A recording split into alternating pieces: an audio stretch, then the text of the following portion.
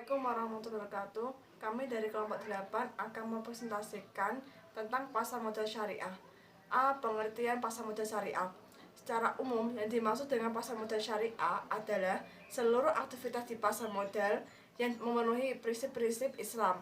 Dalam peraturan otoritas jasa keuangan, pasar modal Islam atau prinsip syariah di pasar modal didefinisikan sebagai berikut.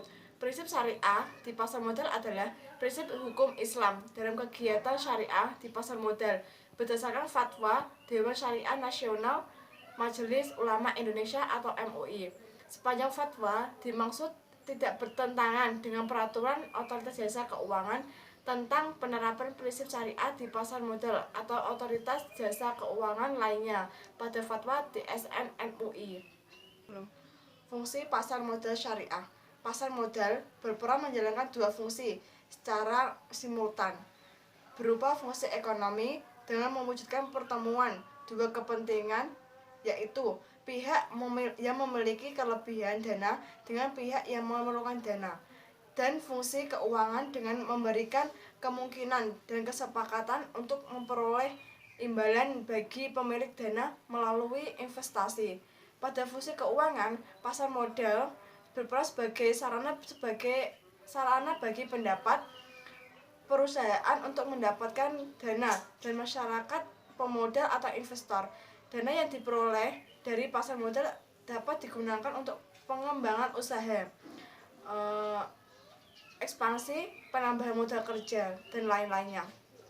Sedangkan pada fungsi yang kedua, pasar modal menjadi sarana bagi masyarakat untuk berinvestasi pada instrumen keuangan seperti saham, obligasi, reksadana, dan lain-lain.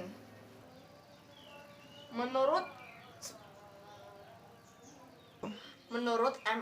McWally, dalam keberadaan pasar modal, menurut McWally, keberadaan pasar modal syariah secara umum berfungsi: 1. Memungkinkan bagi masyarakat berpartisipasi dalam kegiatan bisnis dengan memperoleh bagian dan keuntungan dan resikonya. 2. Memungkinkan para pemegang saham menjual sahamnya guna mendapatkan likuiditas. 3. Memungkinkan perusahaan meningkatkan modal dan dari luar untuk membangun dan mengembangkan lini produksinya. Selanjutnya yaitu ada struktur pasar modal syariah di Indonesia. Untuk pengelola pasar modal syariah di Indonesia yaitu ada 5.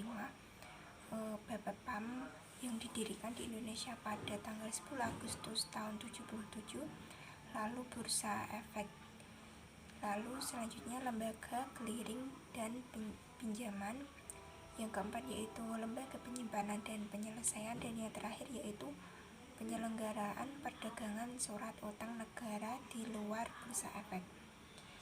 Adapun pelaku pasar modal yaitu ada 4. 1.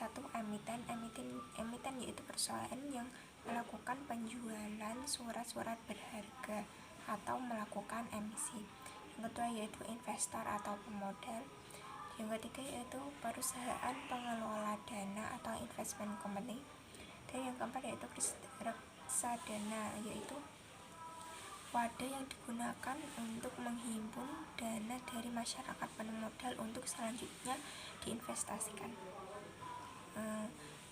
Selanjutnya adapun lembaga penunjang pasar modal. Lembaga penunjang pasar modal perdana yaitu 1. Lembaga penunjang untuk emisi saham yang terdiri atas pinjaman, emisi efek, akuntan publik, konsultan hukum, notaris, agen penjual, perusahaan penilai, dan ahli syariah. Lalu selanjutnya lembaga penunjang untuk emisi obligasi, itu ada wali amanat atau trustee, penanggung atau guarantor, agen pembayaran atau paying agent.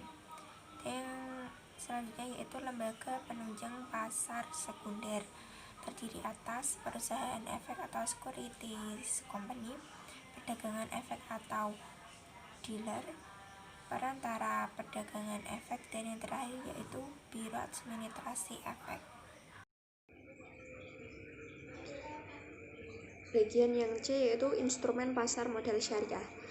Instrumen pasar modal syariah mempunyai prinsip yaitu semua surat berharga atau efek yang umum diperjualbelikan melalui pasar modal.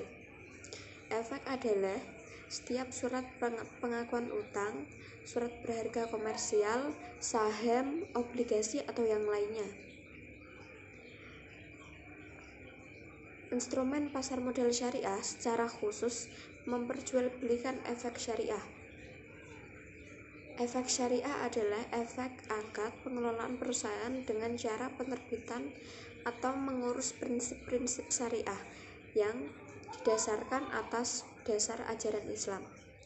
Adapun instrumen modal dikelompokkan menjadi 3 kategori, yaitu 1. Sekuritas aset atau proyek aset, 2.